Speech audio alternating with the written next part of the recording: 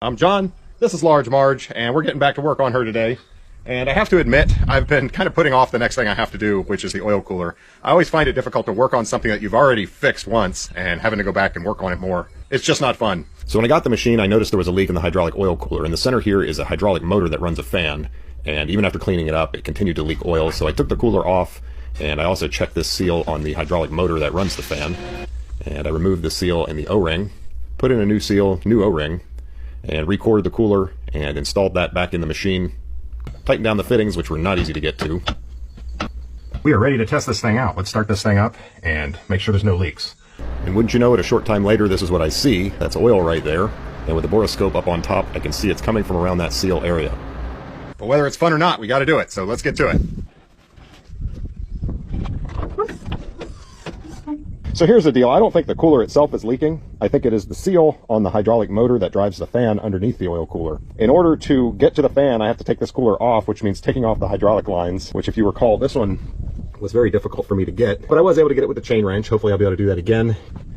This one isn't as bad. Plan is I'm going to remove the fan, put it back together, and with the borescope on it while it's running, I want to see exactly where this oil is coming from. There's two places on the hydraulic motor that it might be leaking. There was an O-ring, and then there was a central seal, and either one of those could be the culprit. And then, of course, the cooler itself could be the culprit. If that's the case, it's still under warranty, and I need to get it fixed. But I don't think it is. Anyway, let me get to work on getting this cooler back off of here. You guys have already seen this, so we're going to breeze through it pretty quick. There you can see the oil dripping. Stupid thing. One thing I'm going to do is put a vac track on the hydraulic tank to try to minimize how much oil I drip. So let me pop that off of there. So that's an opening into the hydraulic tank, and when I put this vacuum on here, it should make a negative pressure and help prevent this thing from leaking so much oil. Basically, when I crack the line and I see it start dripping, I'll turn the vacuum on, and hopefully it'll pull air in the line and pull the oil back to the tank, is the idea. This thing is just in a wonderful position. Yeah, this is absurd. I loosened this before by hitting it with a chisel on an air hammer, but it really tore up the nut, and I'd like to not keep doing that.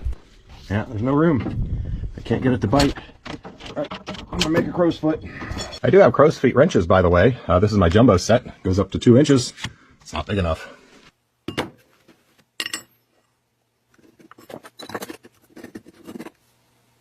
So I measured the nut, and I'm giving myself 15 thousandths of clearance.